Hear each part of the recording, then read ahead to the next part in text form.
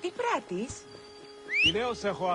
Light bringing Phoebus, I am but your lyre. Hear my oath, give me your song. I shudder with your fire.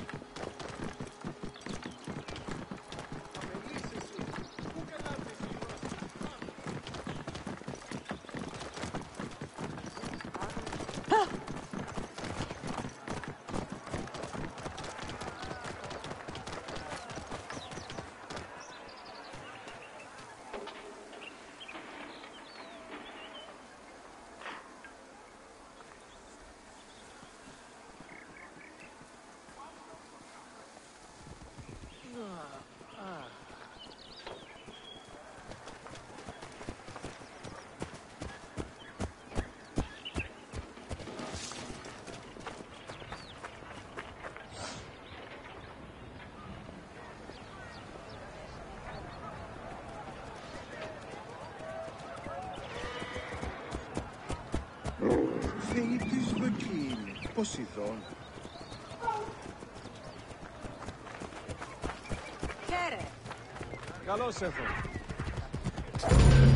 Welcome to Alexandria. The ports of Alexandria were a major commercial hub, effectively connecting Egypt with the Mediterranean regions and beyond. A tremendous amount of materials and goods flowed through the city on a daily basis. The large port market was called the Emporion. It was there that merchandise was traded by the ship owners, called nakliros.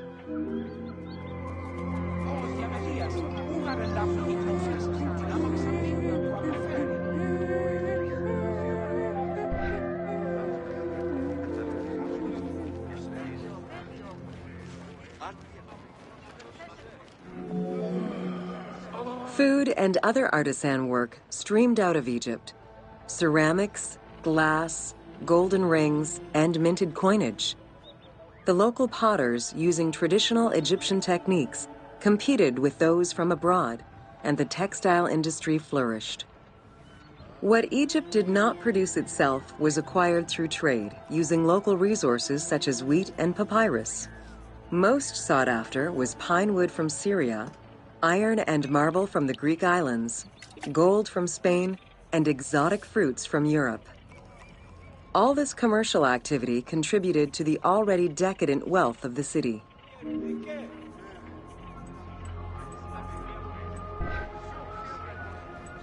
Sì! L'ex in TV.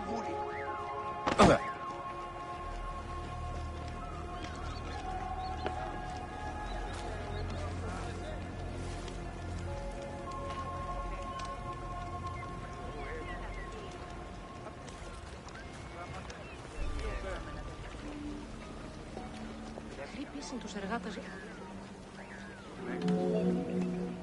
The wood imported to Port Mareotis through Alexandria's seaward ports was used in the nearby shipyards, where most of Egypt's ships were built. Employing tens of thousands of shipbuilders, the shipyards contributed to establishing the Egyptian fleet as one of the mightiest of the era. Any wood not used in shipbuilding was further disseminated through Egypt for various purposes.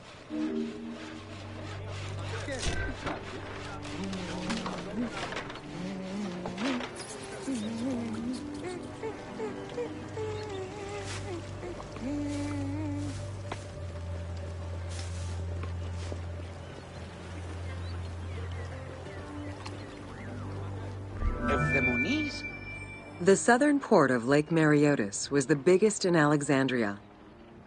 Save for a branch angling westward, the lake's size in the Ptolemaic era was roughly 40 to 50 kilometers from north to south. Its waters were maintained by a steady runoff from the Nile. In addition to the lake, a man-made canal was created to assist in the transfer of goods from the city to the port using barges, though it is not represented in the game due to its size.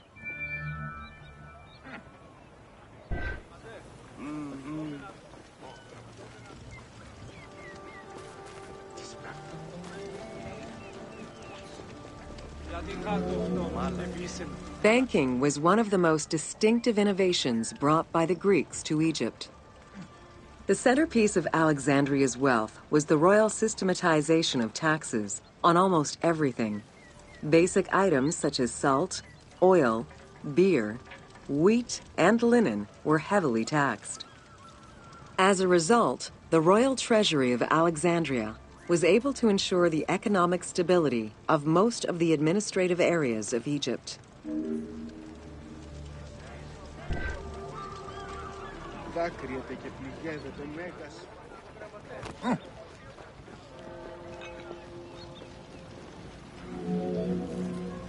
By the late 12th century, the channel feeding the lake from the Nile silted up. Lake Mareotis lost its connection to the Mediterranean, as well as most of its water, as the lake slowly evaporated to a fraction of its former size. In modern times, Lake Mareotis is being kept alive through irrigation. However, only about 17% of its original size remains.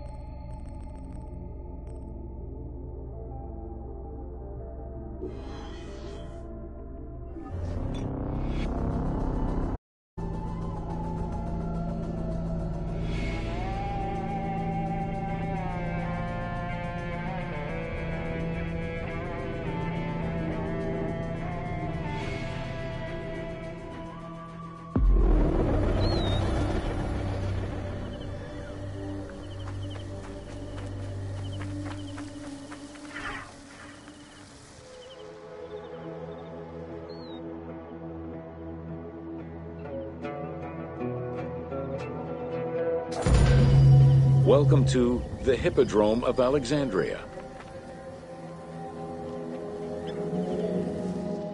The main hippodrome of the city was called the Legeon, in honor of Lagos, the ancestor of the Ptolemies. Alexandrians were great lovers of horse racing. They were fascinated by the rivalry of these races, the agon, as it was said at that time, that every competition brought. It was a struggle for glory.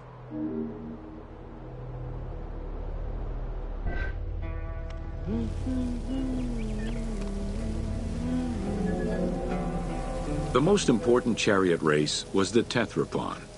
Using 4 horses with the quickest harness to the front right, the charioteer would race for 12 laps, with sharp turns at either end of the hippodrome. The victors were crowned with garlands of olive and received prize money, but the most sought-after reward was to be acclaimed by the works of poets, such as Callimachus and Pindar.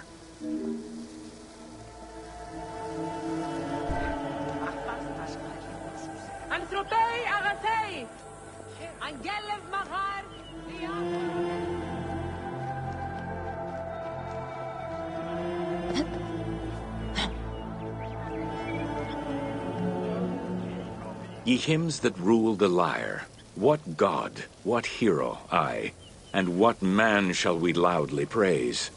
Verily Zeus is the lord of Pisa, and Heracles established the Olympic festival, while Theron must be proclaimed by reason of his victorious chariot with its 4 horses. Theron, who is just in his regard for guests, and who is the bulwark of Akragas, the choicest flower of an auspicious line of sires, whose city towers on high, bringing wealth and glory to crown their native merits.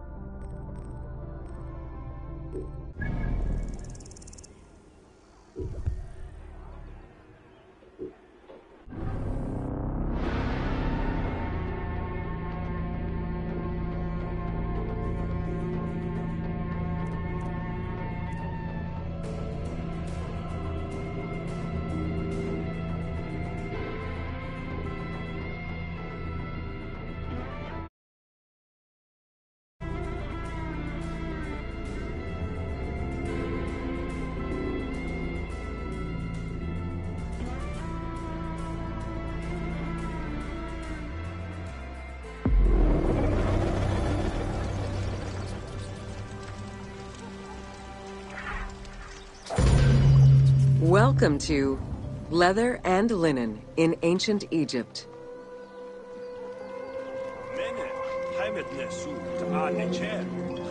Tanning, a process which dates from prehistoric times, was present although not highly valued in Egypt due to the heat. Leather was reserved mainly for things such as sandals, leather bags, dagger sheaths, quivers, and other similar items. Leopard hides, unlike regular leather, were highly valued and usually worn by priests.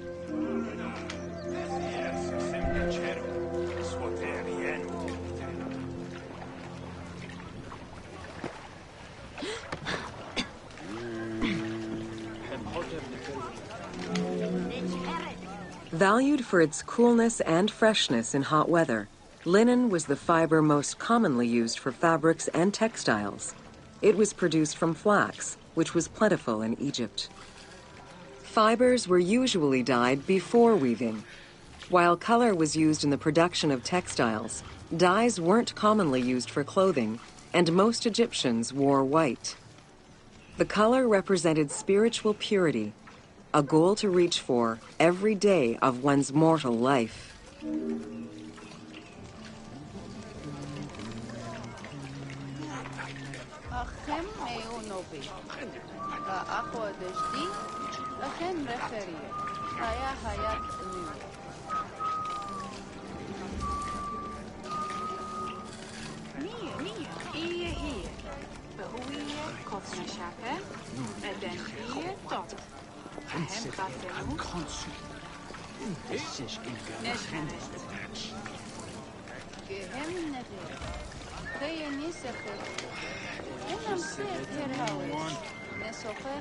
On petine frotev ma atefem vetem ayo.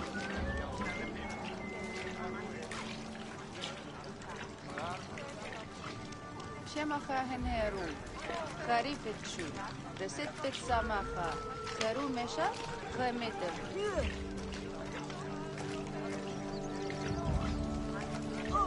وتانا توانجل رخت عنجو توارع وفاتي جدا تواني جهمرني يا سخات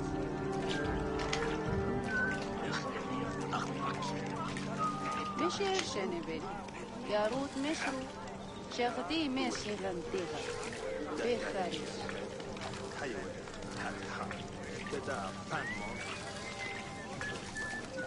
هي أخذ بداري مشائن لتجيني خسارة شنتاتي إسشاموس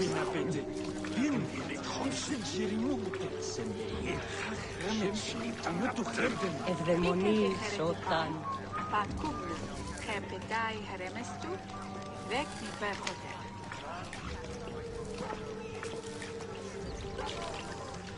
مشير شنبل يا روت مشرو شغدي ماشي غنتيغا بخارج نج خرات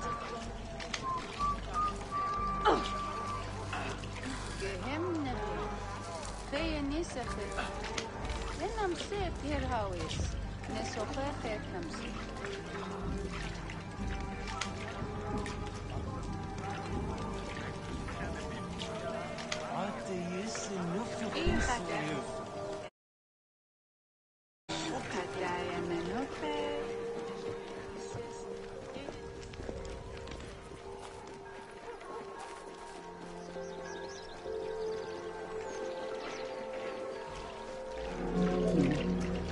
Various shades were achieved using woad, a dye produced from the leaves of Isotis tinctoria.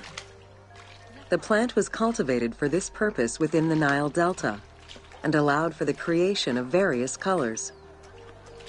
For example, different maceration times of the leaves would result in colors ranging from red to green, while adding in limestone shifted it to blue.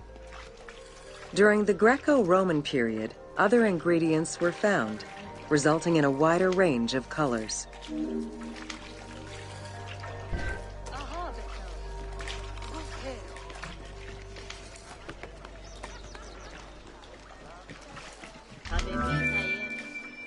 This area's style is strongly influenced by the dye baths and tanneries of modern-day Fes in Morocco. This helped Ubisoft envision what such locations might have been like in ancient Egypt. While this tannery is within the city walls, back then they were often found outside the city boundaries.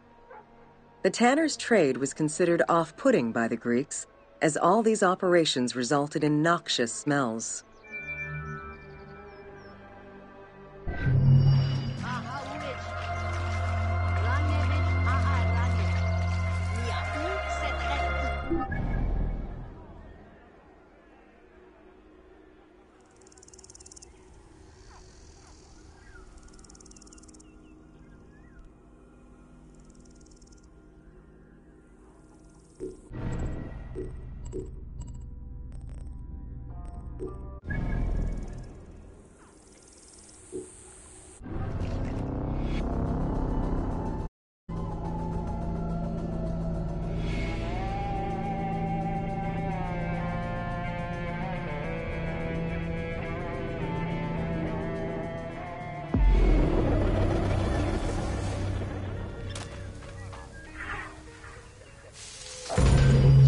Welcome to Wine in Ancient Egypt.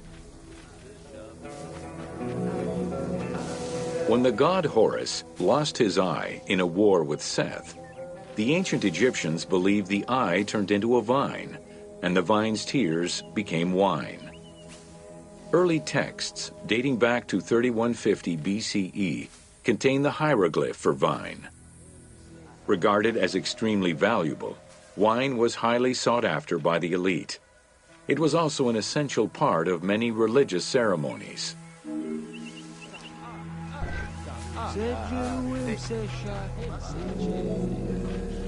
A millennia-old tradition, grape cultivation and wine production was regimented in the way typical of ancient Egyptian bureaucracy.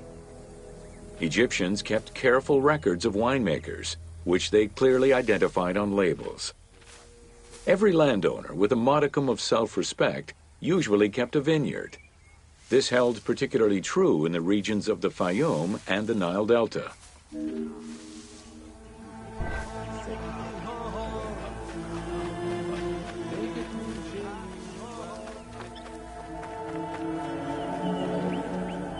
Documentation shows that only certain craftsfolk were allowed to provide the containers required to store and transport wine.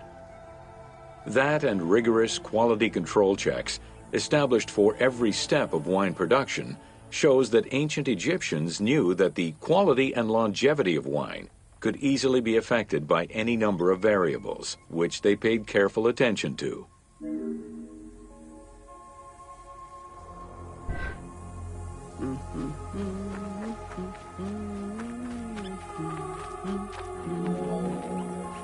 Egyptians had different kinds of wines, most of which ranged in quality from good to very good. The sweet shadé, to which honey had been added. The soft nejem, obtained by drying the grapes in the sun. The ma, reserved for religious ceremonies. And finally there was the peor, the mediocre-rated wine, resulting from the second pressing of grapes and reserved for a less discerning palate.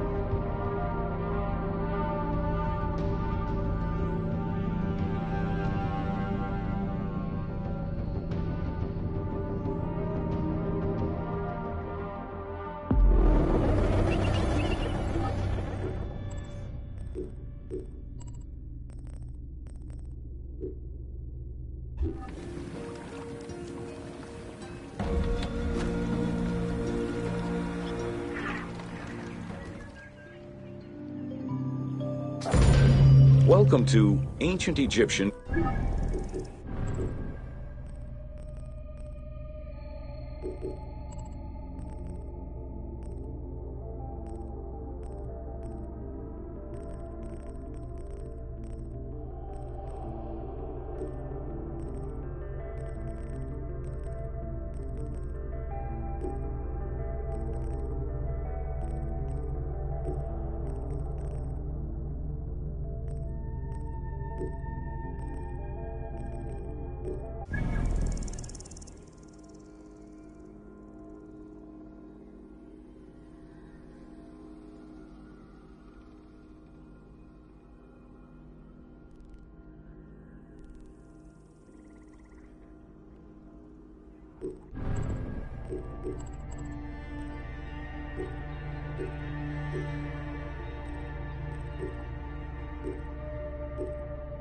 Cultivation.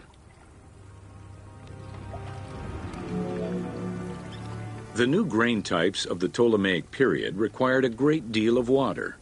Farmers needed to ensure they had effective, consistent irrigation. The Nile's rising and receding waters naturally irrigated most of the crops. Areas where the Nile didn't reach, such as gardens and vegetable plots, required an irrigation tool known as the shadoof. The shadoof allowed easy transport of water from its source. It consisted of a tall wooden frame with a long pivoting pole and suspended bucket. The system could be raised and lowered with little effort.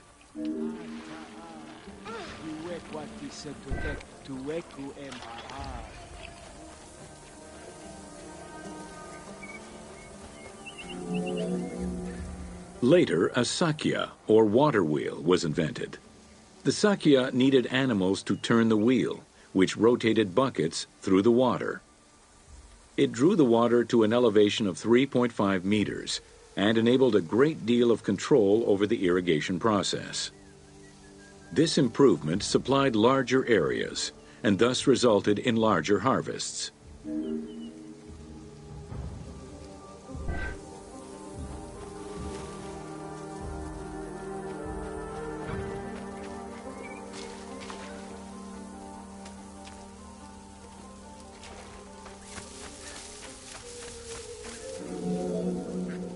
The threshing process separated the grain from its husk. Workers would spread the ears on clean ground. Oxen, cows, or donkeys were then guided back and forth to trample the grain. This continuous movement worked the grain loose while preventing the animals from eating it. Unwanted chaff and straw were swept away, or gathered and added to the mud used to make bricks, to make them stronger.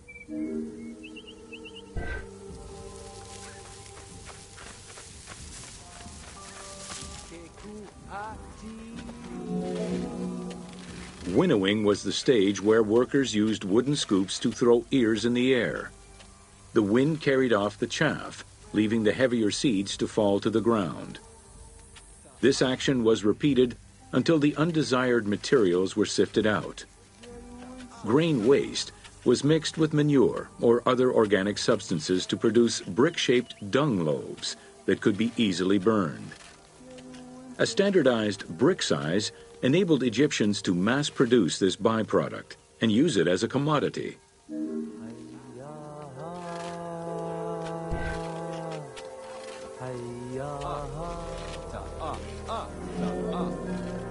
Transporting large amounts of grain required ships equipped to carry heavy loads.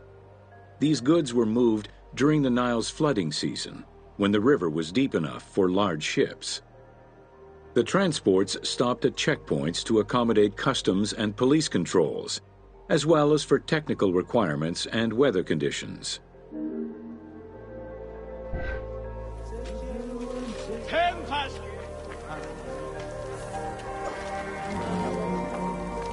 Having reached Alexandria's inner harbor, the wheat was unloaded under the supervision of a civil servant in charge of wheat management.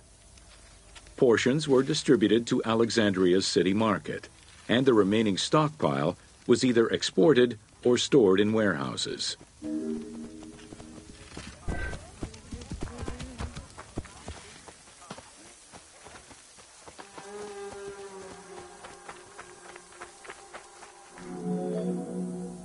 Grain storage facilities were located across all of Egypt. Temples and institutions had large silos, while individual houses had storage sheds. In some houses, arched cellars were built into the foundations. These watertight chambers were accessible from the ground floor through a trapdoor. Royal granaries acted as the storehouse and distribution centers, and managed state payments to civil servants, soldiers, and the police. Though plastered on the inside, silos weren't completely sealed, and so remained susceptible to mice infestations.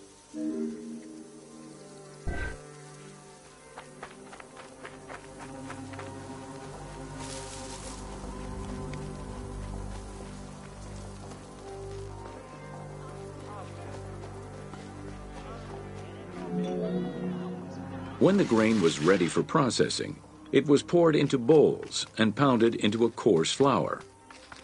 That flour was then passed through a sieve to make it of finer quality and further ground between stones. Ancient Egyptians did not stock flour.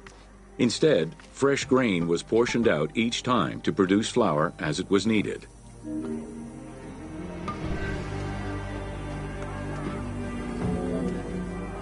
The sieves used by ancient Egyptians were unable to filter out sand and stones. Grit often passed into the flour, causing long-term tooth abrasions among all classes of Egyptians.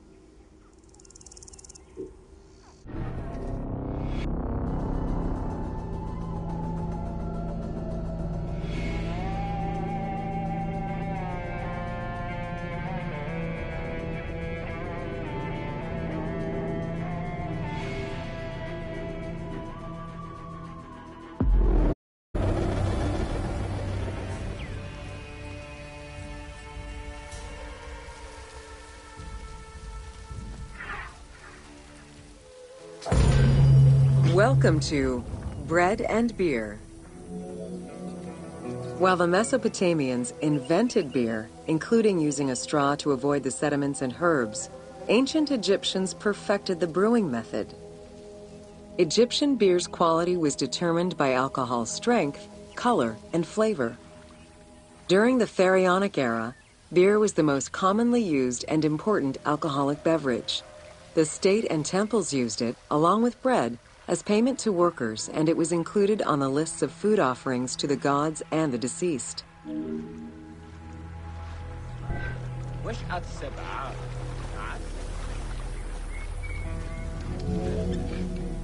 Beer was the popular drink of ceremonies and festivals.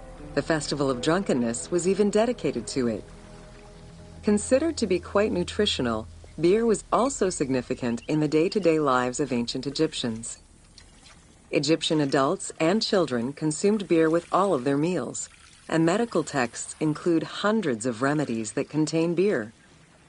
It remained the most popular alcoholic beverage until the Roman era.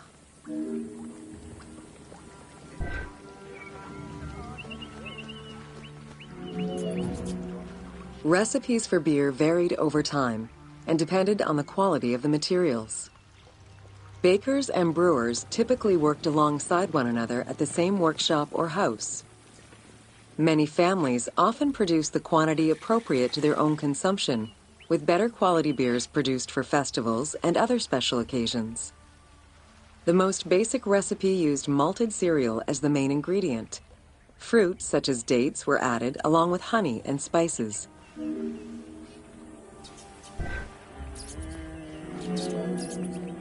Once baked, bread would be crumbled into the brew to start the fermentation process. Adding grain enzymes would break down the starches, turning them into sugar and creating a thick mash.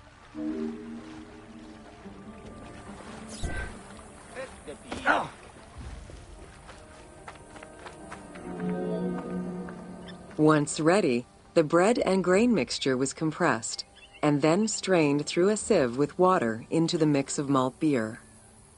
Once fermented, the beer mash was transferred to large containers and again compressed by foot or with pestles.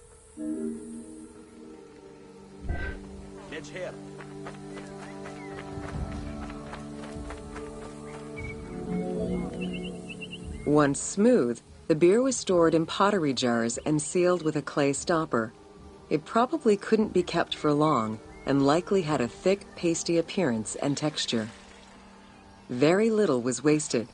Leftover grains were reused to make sourdough bread or combined with the next batch of beer.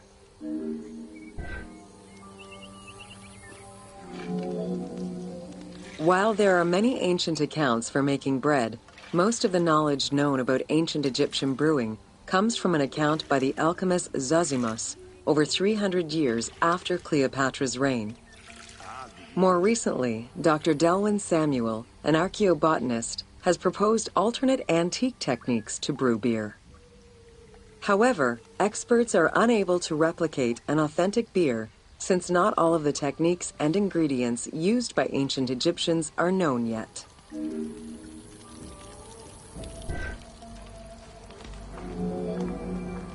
Food was prepared on the floor until the Middle Kingdom, when cooking benches were introduced. The introduction of durum wheat improved bread quality, meaning that the upper and middle classes ate better. The poor, however, still made do with a diet consisting of a gruel made of vegetables, softened bread, or barley.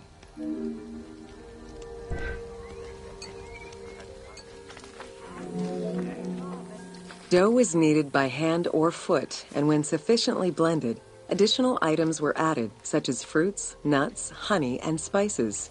To leaven the bread, they added sourdough or leaven from beer brewing. Ovens were circular or beehive-shaped and made with clay or brick. If there was no oven at all, a bread maker used the hot sand to bake flatbread, a technique still in use by some Berbers today.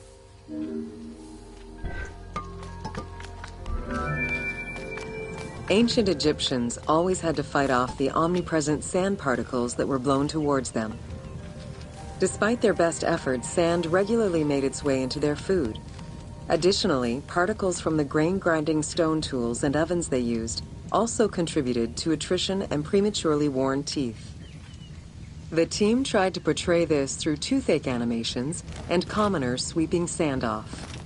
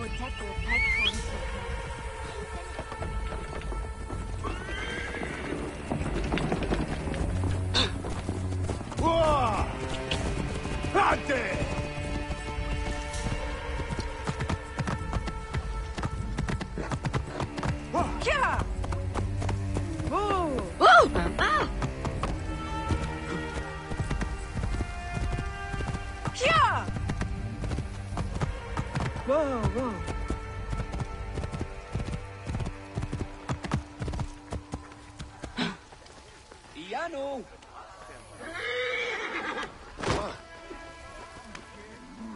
Yehe!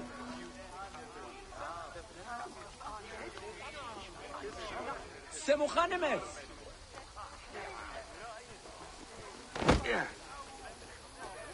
Khanemes nefer!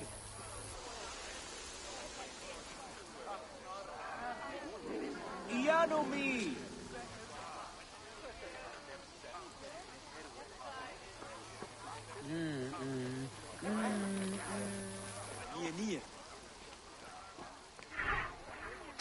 Welcome to the Egyptian household. In pre-Greco-Roman culture, women were considered equal to men in many matters. They owned property, testified in court, could divorce and inherit. Until the Greeks and Romans restricted their rights, Egyptian women could take over their deceased husband's trade. Marriage contracts included mentions of allowances and items of value brought to the marriage by the woman, which would forever belong to her.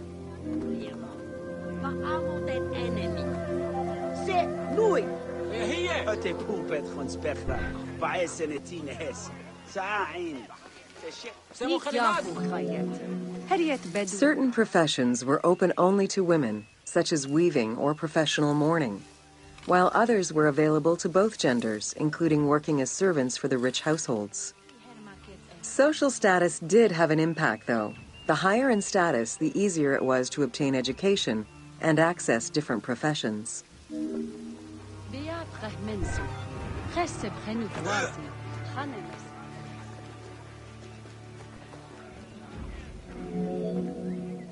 Homes were generally composed of 3 rooms.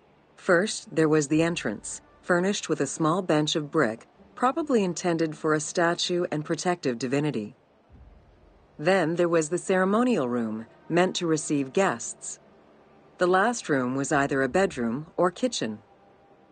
Furniture consisted of basic chairs, chests, and storage. Tables were not used for family dinners. Instead, each individual had a small table of their own.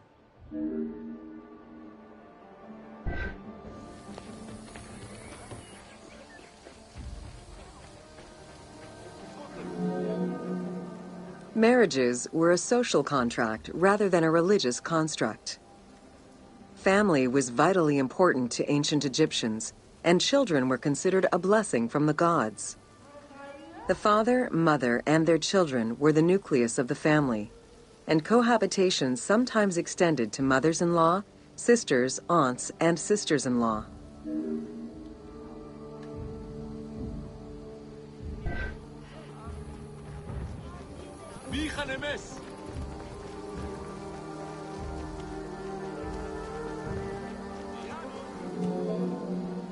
Status and wealth played a large role in the style and size of ancient Egyptian homes. Commoners' houses were built with sun-baked mud bricks. Wealthier homes were often painted in white and decorated with various motifs.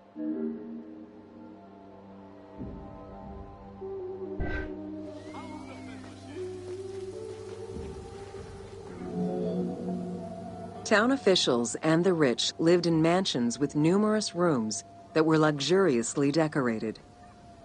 Only temples and tombs meant to last for all eternity were built with stone.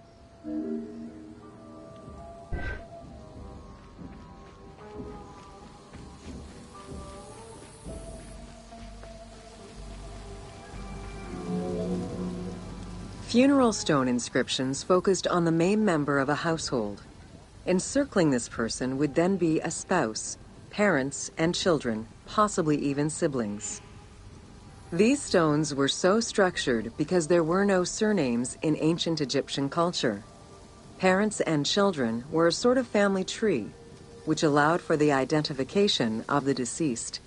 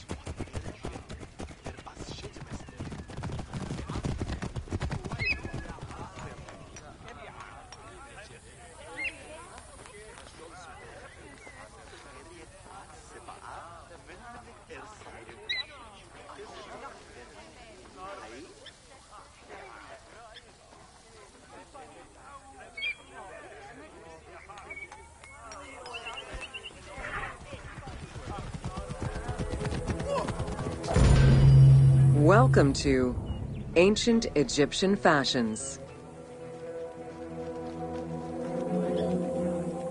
Learning what life was like for ancient Egyptians presents many differences, and yet also surprising similarities to how people might live today.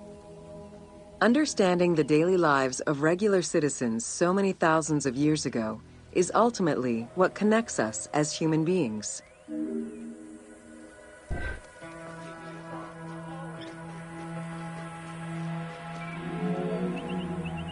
Jewelry was a popular item among ancient Egyptians of all social standing.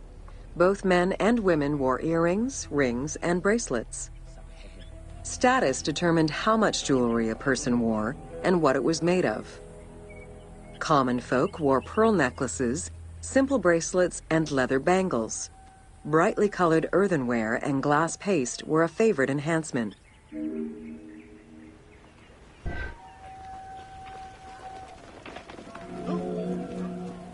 The jewelry of the elite was made from gold, silver, and other precious stones.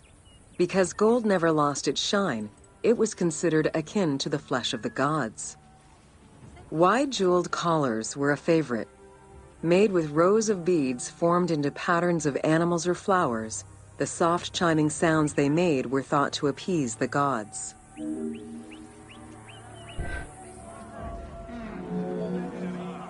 Though idealized, tomb paintings are a catalog of the changing fashions of ancient Egypt from the Old to the New Kingdom. Egyptians took appearance and cleanliness very seriously and were diligent about their fashion, hair, and jewelry as well as their grooming habits.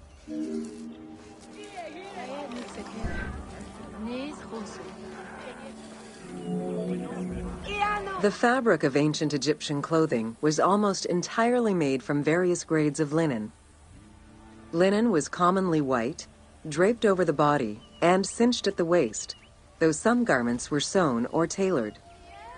Wealthy men wore long tunics, loincloths, or kilts, while poor men only wore loincloths. Women wore long dresses, with differences residing in the quality of the fabric, depending on social status. Egyptians commonly went barefoot, but could also wear sandals made from papyrus fiber or leather.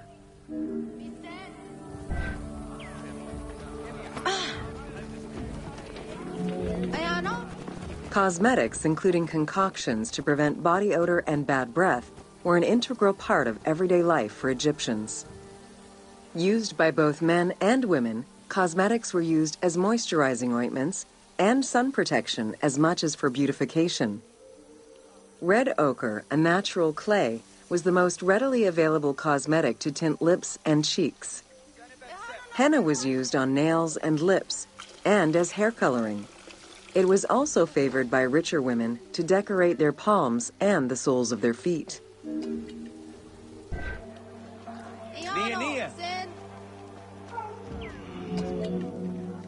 Egyptians believed kohl had magical powers, wearing it as black eyeliner to protect their eyes from the sun and to prevent eye infections from particles in the flooded Nile River. A special green kohl, made from ground malachite, was worn for ceremonies and religious rituals.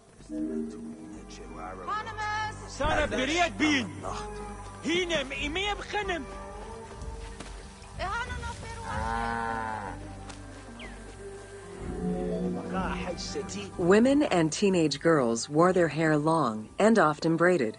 Wealthier women included carved combs or hairpins. The length of men's hair rarely dropped past the shoulders. They were mostly clean-shaven during the dynastic period, a trend began by the elite and soon adopted by the general populace. Queen Hatshepsut donned an artificial beard when she became pharaoh.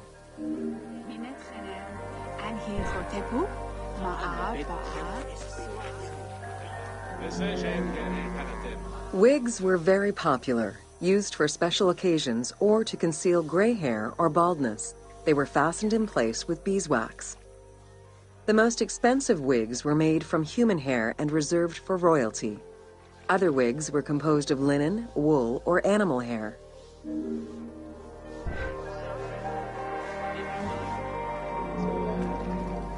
Prepubescent children generally had their heads shaved.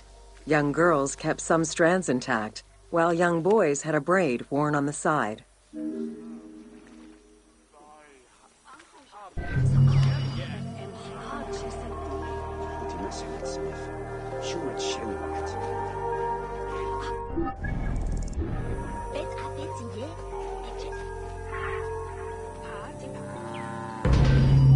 Welcome to Temples and Rituals of Ancient Egypt. During rituals and festivals, the god was carried on a solar barge between the areas of a temple or the temples of different cities. Funerary carvings and paintings covering thousands of years, as well as the Book of the Dead, depict the same ship and oar design. Solar barges have been uncovered near or within several pharaohs' tombs. They were intended to carry the pharaoh into the afterlife.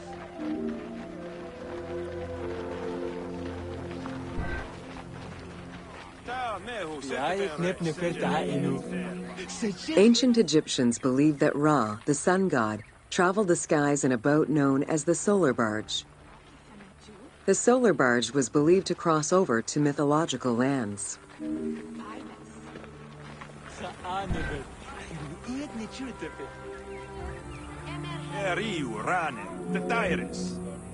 The god Ra believed mankind was conspiring against him.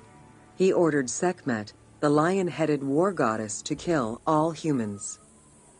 To his chagrin, Ra quickly realized that with all humans gone, there would be no one left to worship him. In order to stop the rampaging Sekhmet, beer was brewed and dyed red with pomegranate juice to resemble blood. Sekhmet drank every drop of the brew she could find, eventually passing out drunk. When she awoke, she was calmer, and her lion visage had changed into Bastet. The Festival of Drunkenness was celebrated in honor of that myth.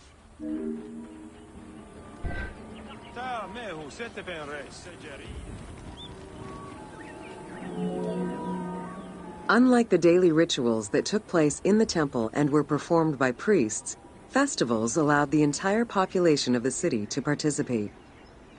Festivals helped mark the passing of the seasons in the agricultural calendar. In reflecting the cycles of life, festivals offered a sense of consistency and structure for the regular citizens, thus reinforcing the sense of order that pharaohs were to provide for the citizens of Egypt as part of their godly duties.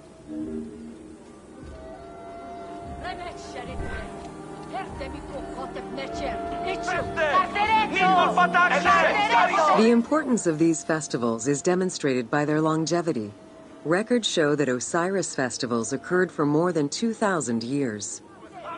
Some festivals serve to reinforce state control and promote the king's reign. Both the Opet and Sed Jubilee festivals were specifically intended to celebrate the renewal of the king's power.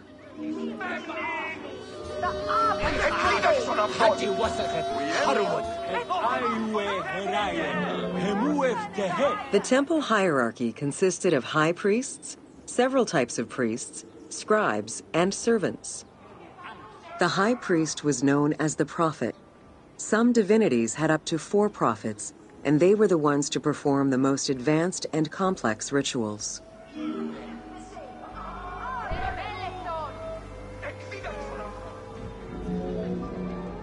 Egyptian priests were not confined to solely religious tasks, and in fact had crucial roles in Egypt's administration, most of which served to reaffirm the pharaoh as the proper vessel for the gods.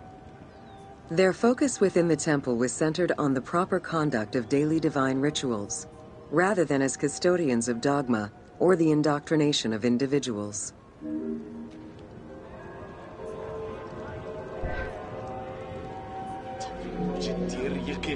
Scribes were custodians of the sacred sciences. Some priests were associated with the funeral rites and were considered the group with medical knowledge. The servants of the Ka were low-ranking priests who carried food and offerings in funerary rituals.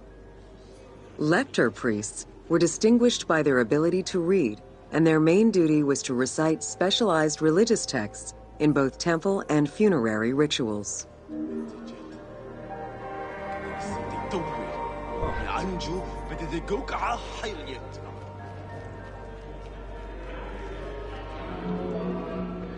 Priests and all the officials who served the temple worked only 3 months a year, with each period separated by a quarter of inactivity, at least within the temple compound. Each outgoing group handed over the temple and their tools to the newcomers. Only the high priesthood remained in permanent office within the temple.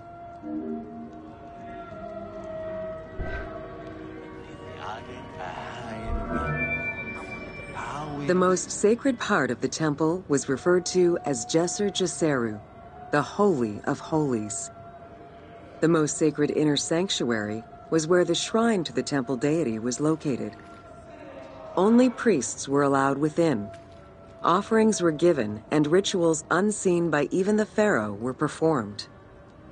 While the team chose to allow any character access to this space in some game temples, normally it was reserved for priests alone.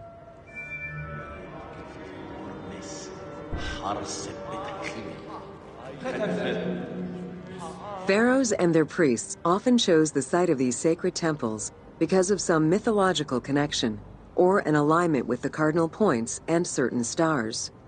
Once selected, a foundation ritual was performed. The pharaoh was required to complete 10 steps in the ritual, which required a mix of offerings as well as specific construction techniques. Once the temple was complete, construction of the chamber containing the shrine, or naos, began.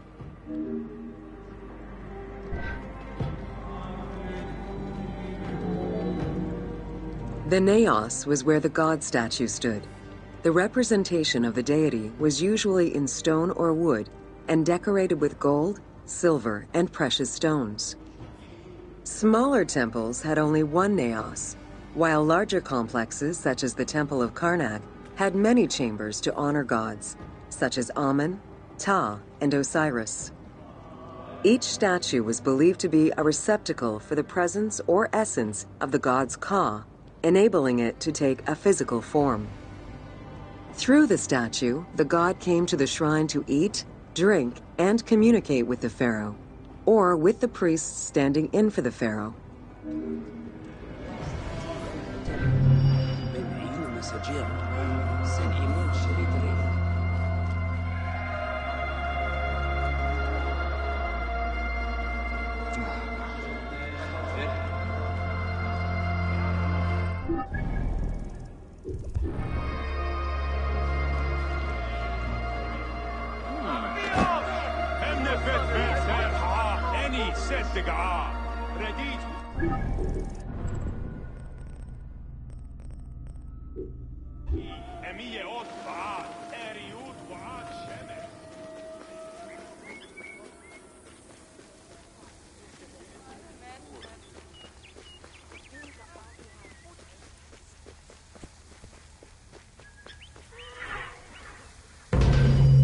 Welcome to The Importance of Mummies.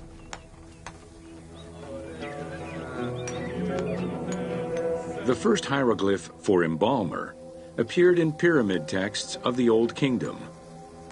It is likely that embalming was a trade that progressed alongside the evolution of ancient Egyptian funeral practices.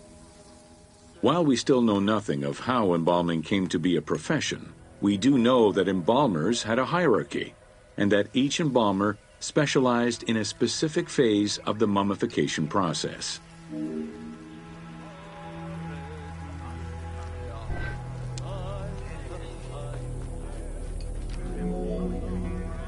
The mummification techniques were jealously guarded by embalmers from generation to generation. Despite their efforts, Herodotus and Diodorus discovered their methods in late antiquity. but historians were skeptical about the validity of the texts. It remained a mystery until two teams of modern medical legal scientists confirmed the process in 1994 and again in 2011.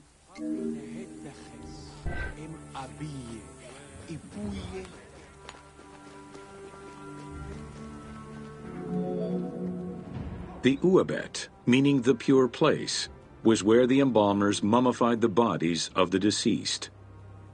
Until the end of the Middle Kingdom, it was located in tents at the edges of the city due to the smell of decomposition. In the New Kingdom, however, the Uabet was located within the city limits, though still in open-air spaces. In the same way that the practices and techniques of mummification evolved, so possibly did consideration towards embalmers within ancient Egyptian society.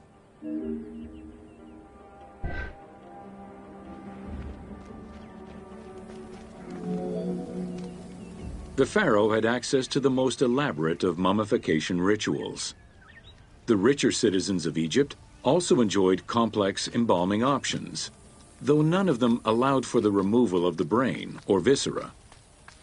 After purifying the body, embalmers injected a liquid through the rectum, sealed it, and allowed the mixture to settle. They then plunged the body into natron for up to 40 days. Once the body was dried, the seal was removed, and the entrails flowed out with the injected liquid, leaving the skin and bones of the deceased to be wrapped in linen and returned to the family for burial.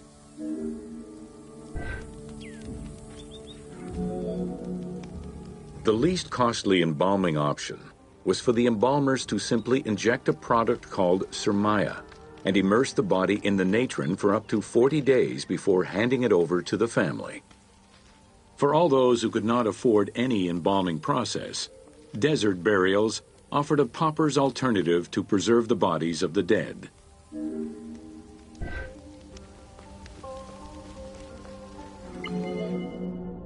Egyptian civilization has always appealed to Westerners, even before the Greek and Roman invasions. As early as the Middle Ages, mummies discovered by travelers were often sent back to Europe. Curio cabinets, dating from the 16th and 17th centuries, usually included pharaonic artifacts in their collections.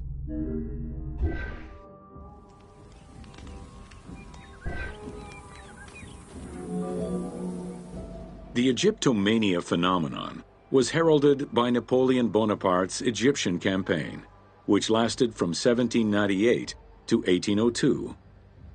The following years were marked by a resurgence of interest from rich enthusiasts and scholars who exposed Egypt to the general populace. Many research societies focusing on Egyptology were founded during those years.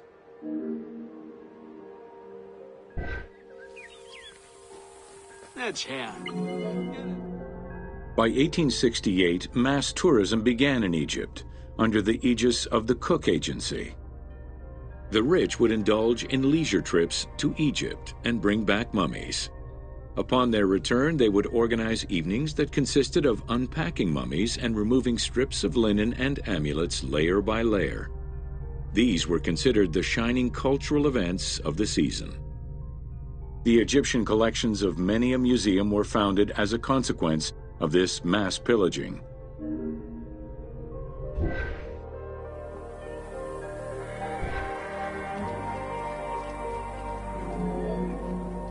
Thanks to those dubious parties, the fantasy of a mummy coming back to life, seeking revenge on its defilers, was born.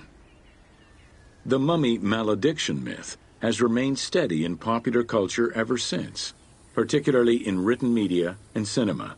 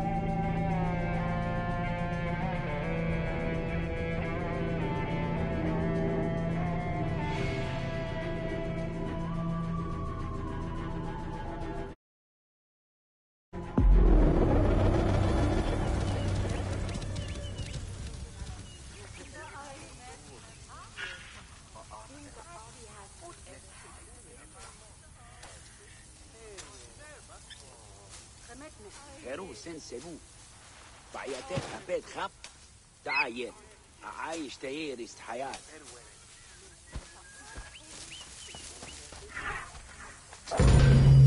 Welcome to Agriculture and Seasons.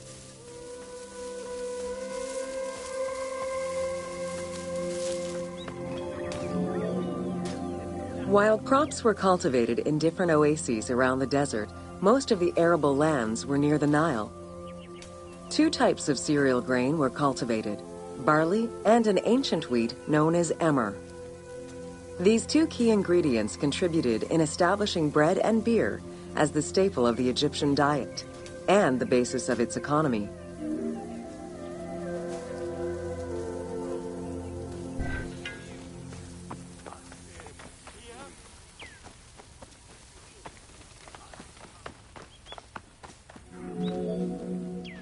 The Ptolemaic era created an agricultural revolution with the introduction of advanced agricultural techniques and new grain types such as rice, durum wheat, and pearl millet. The resulting agricultural mass production greatly increased the economy of ancient Egypt. It also prompted the development of storage and transportation, allowing long-distance trade with other regions.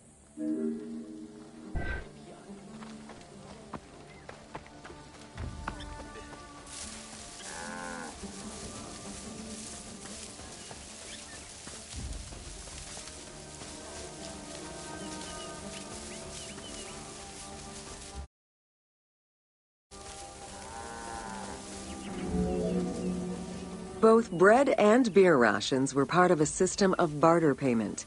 The state used those goods to pay wages for those who worked in the quarries and at the construction sites. Beer was so important to ancient Egyptians, they had a goddess of beer brewing, Tenenet. Tenenet is seen in many paintings and sculptures with beer, and women are depicted as the primary beer makers.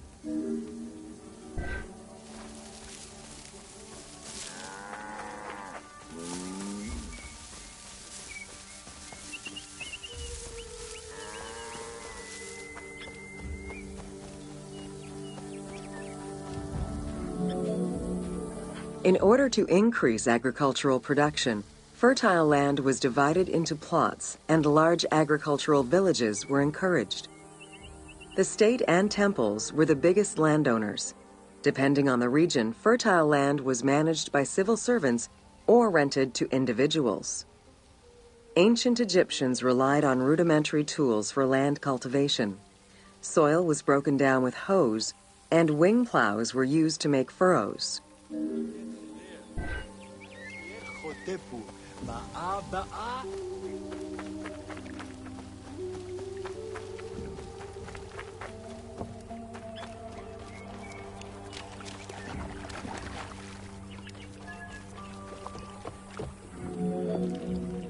The three seasons known as Akhet, Peret, and Shemu corresponded to a specific phase of the agricultural process and the river's natural changes. Akhet was the time of the flood, beginning with the appearance of the star Sirius in July. Peret was the time when lands were cultivated, plowed, and sown. This fell between October and November. Shemu ran from May to September and was when harvesting and taxation began.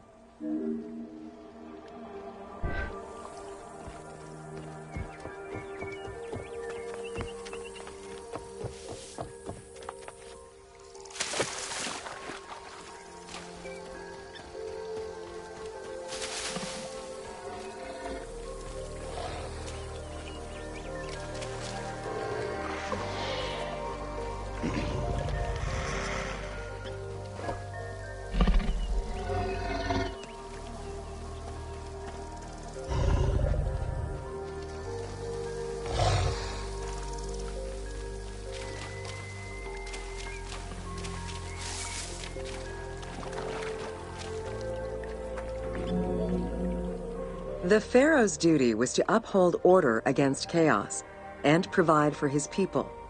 Priests and local governors also wanted to appear as protectors of the people. However, any variation in the Nile's seasons could cause water shortages. This had devastating consequences on wheat and barley crops. The pharaoh, administrators, and priests knew they needed to demonstrate their ability to prevent such a catastrophe from happening. And so they invented the story, which would be inscribed upon the famine stela.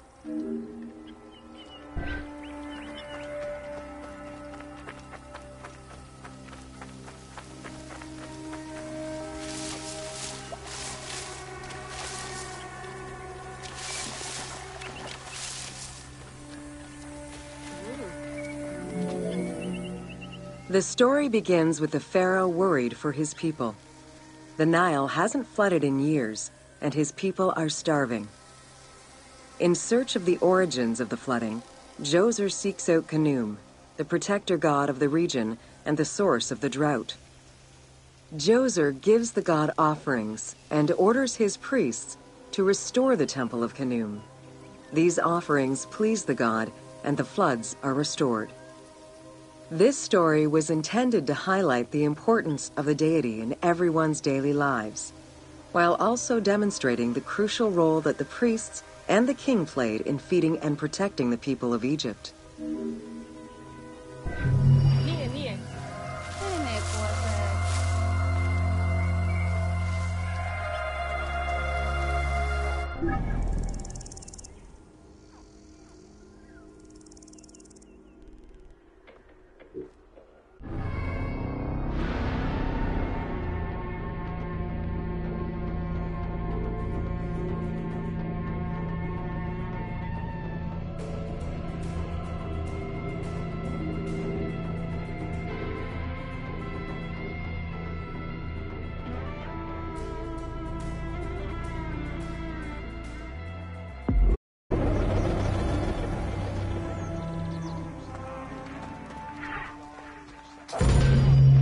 Welcome to Artisans of Ancient Egypt. It was under the watchful eye of Ptah of Memphis, the god of craft and architecture, that ancient Egyptians developed the unique rendition of the world they lived in. However, it is vital to understand that their view of art and those who created it was likely very dissimilar to the modern concept of the word. Instead of artists, the creative culture had skilled and respected artisans. The most significant categories of specialties for crafters were drawing, painting, sculpture, and metalworking.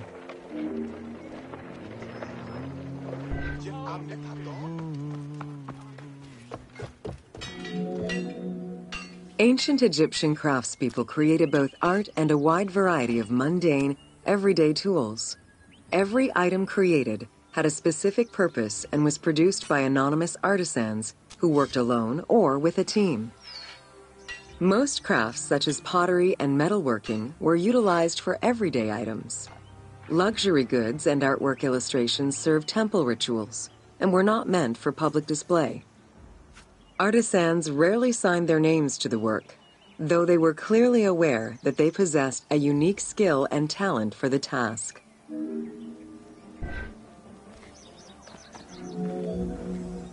Art, in all its forms, has offered not only a practical insight into the way ancient Egyptians lived, but in how they viewed the world and their place in it. The balance of order and chaos was crucial in both the physical and the metaphysical universes. As a result, their art appears to follow a strict set of stylistic conventions that supported this worldview. From households and palaces to temples and tombs, pottery, papyrus, and textile items were essential to the everyday life of ancient Egyptians.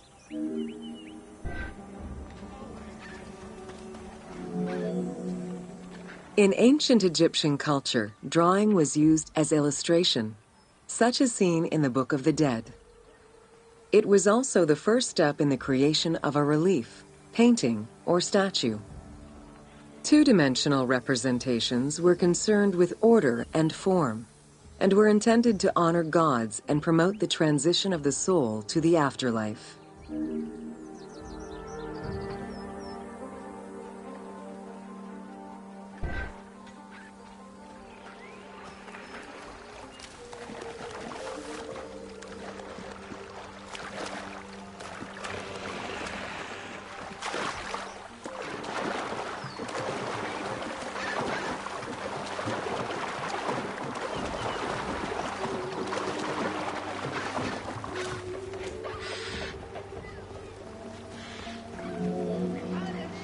Stylistically, Egyptians were concerned with the depiction of the human form's inner self. As such, artistic representations were not concerned with realism, but rather with idealized youth and perfectly harmonious visuals.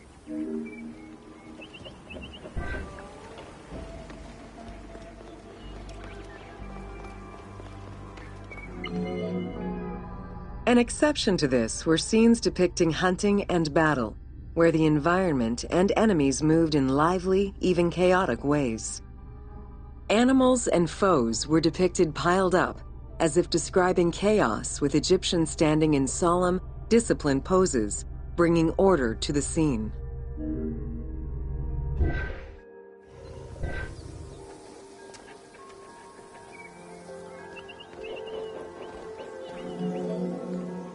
Reliefs could be either in high relief or low relief.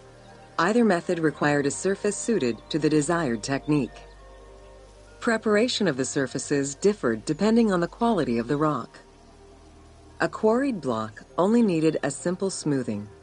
Rough-cut rock monuments, such as those found in tombs, required more work. Often the surface was coated in plaster before being sculpted.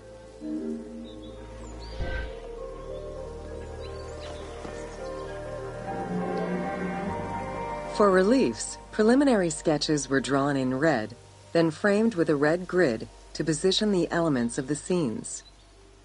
Corrected sketches were in black, and once approved, the scene was ready to be carved. This method likely explains the name given to relief makers, the one who draws the outlines.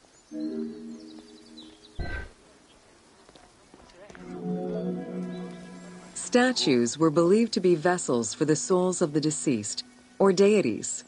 That is why a sculptor was called the one who makes it live. This divine duty earned them the utmost respect. As with a relief, creation of a sculpture began with a drawing. Most statues were made of quarried blocks of stone, primarily limestone, though sometimes harder stones such as quartzite were also used.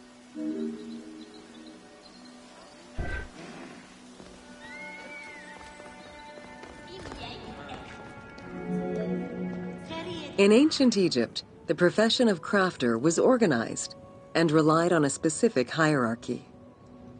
Most artisans depended on an institution to provide them with raw materials. There were 3 working levels for craftsmanship: domestic, large estates, and within palace and temple workshops. Some royal workshops, at their largest, covered an area of about 2.8 square kilometers in size.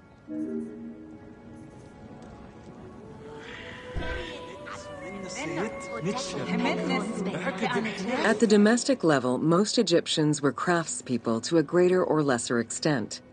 The ability to repair tools was a daily necessity.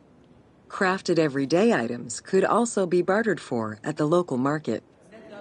Artisans with skills but lacking in resources worked at large estates, where the elite provided them with space to work and raw materials. The most skilled artisans were employed in royal or temple projects and benefited from a special status. They were provided with good workspaces and considered to be highly skilled.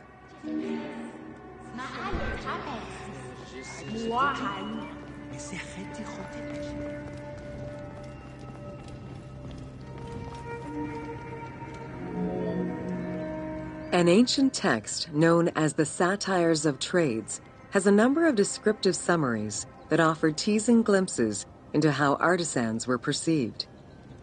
A coppersmith was said to stink and have fingers that resembled crocodile droppings, while potters were said to be like those who lived in bogs. This view was likely exaggerated in order to highlight the most enviable position of all, that of the scribe.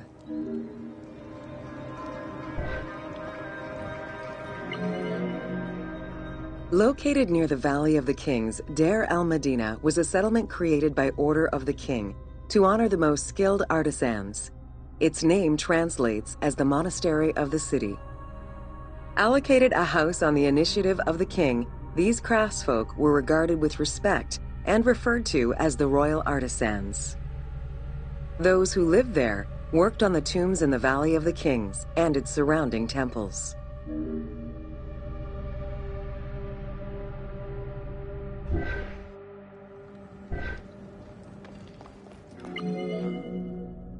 Archaeologists believe the site was home to skilled and respected artisans for over 400 years. It is considered one of the most important discoveries relating to Egyptian daily life. While much of the focus of Egyptian archaeology was on its kings and queens, it wasn't until the excavation of Deir el-Medina that Egyptologists were given a valuable window into the community life of ancient Egyptian artisans.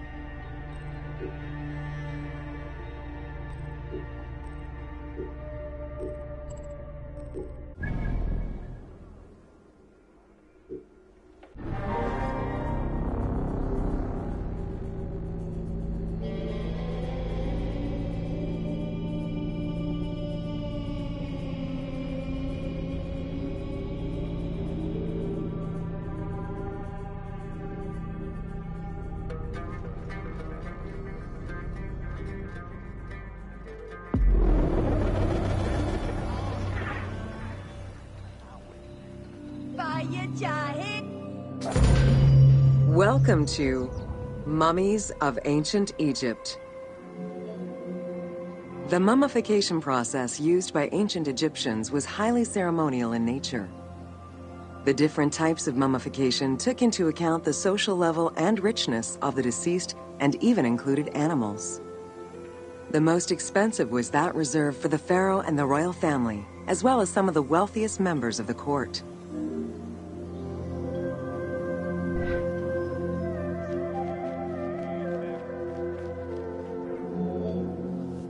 The first step was cleaning. Once bodies arrived at the mummification site, they were placed on inclined tables while the bodily fluids drained away. They were then cleansed by priests until they were deemed ready for the purification process.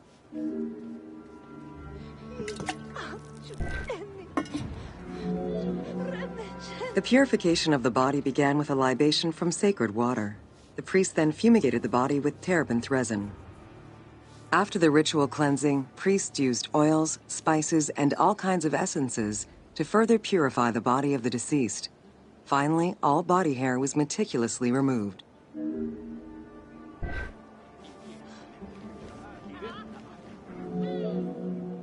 Once the body was properly purified, embalmers removed the organs, following very specific procedures. First, the brain was extracted by inserting a spoon through the nostril to break the ethmoid bone. Then, using a spatula, the pieces of the brain were removed as thoroughly as possible.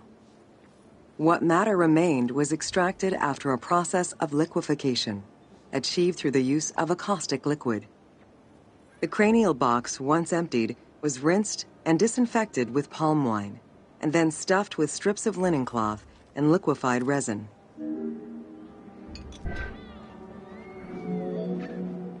After taking care of the brain, embalmers made an incision on the left flank and carefully set aside the viscera. The inside of the body was also rinsed with palm wine. Then the embalmers filled the belly with pure myrrh, cinnamon, and other perfumes and sewed it shut. The removed viscera were washed in palm wine and packed in crushed herbs before being placed in canopic jars.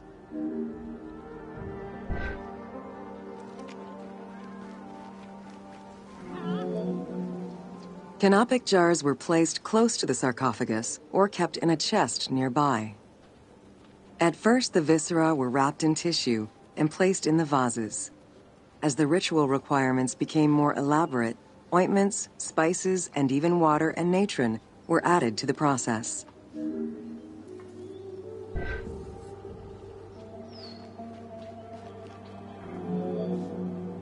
Towards the middle of the New Kingdom, canopic jars assumed the appearance of the 4 sons of Horus.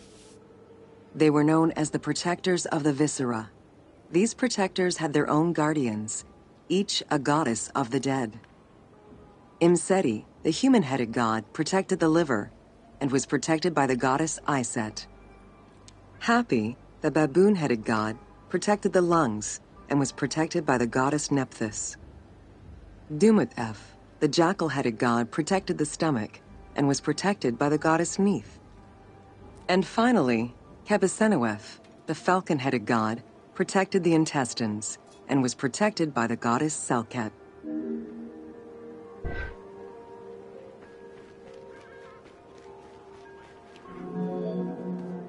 Natron is a naturally occurring mineral found in evaporite.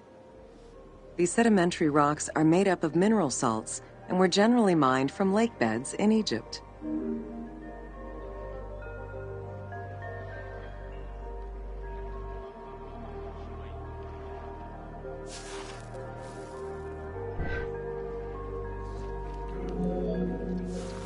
Embalmers used natron as a desiccant to dry the flesh and stop the corpse's putrefaction process.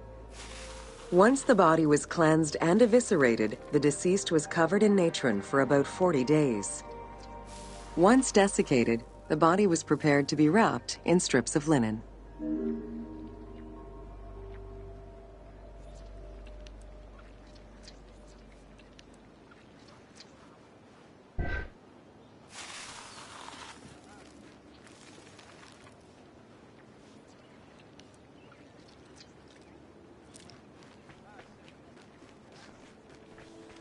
Mesh kemet, nesu bet kefu, sua any hiret any, hausan suna.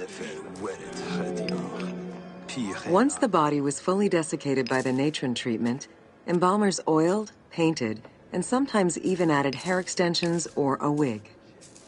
They often used a henna-based antiseptic preparation to give the body a more colorful and lively appearance while preparing it to resist molds and fungi.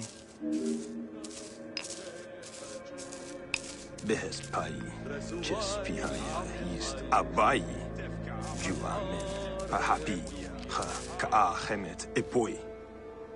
Mesuni esud, inichem ho.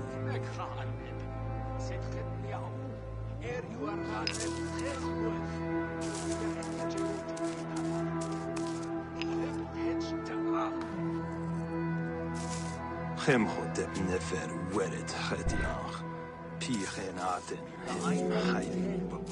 Next came the phase which gave mummies their most well-known appearance, the wrapping. Originally, each part of the body was wrapped separately. Men had their arms crossed on their chests, while women had the right arm folded over their breasts and the left arm stretched along the body. However, techniques evolved over time. Eventually, the body as a whole was wrapped with limbs alongside the body, and increasingly sophisticated and different techniques of weaving flax bands were developed.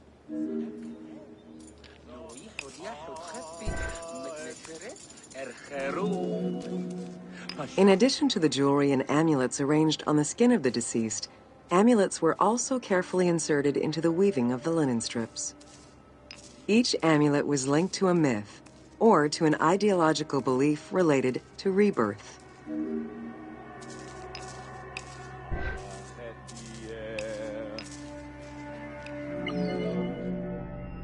Masks were an important part of a mummy's finery.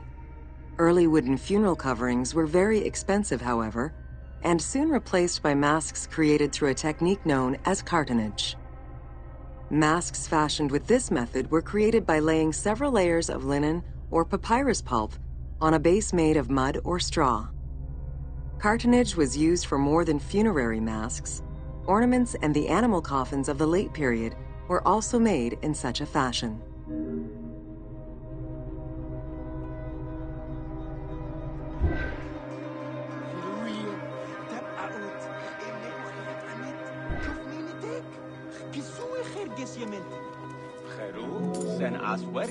Cartonnage evolved to cover the entire body of the mummy during the 22nd dynasty. The mummies were placed on a board inside a rigid envelope of cartonnage, which was laced at the back with a string. Extremely cost-effective and visually pleasing, this technique was very popular through all layers of the society.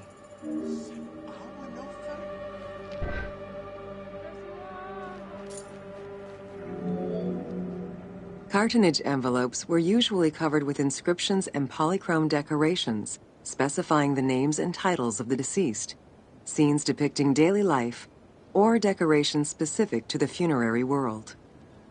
This was a true gift for Egyptologists eager to study the funerary rites of the ancient Egyptians.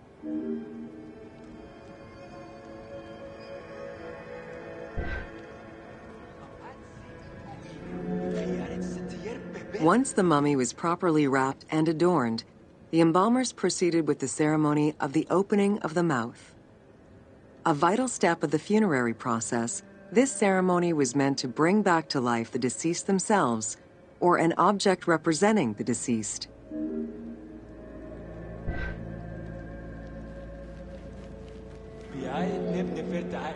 There were no less than 75 different stages for the opening of the mouth. It required the application of the same oils, ointments, spices, and perfumes used during the mummification process. Makeup was sometimes part of the process as well.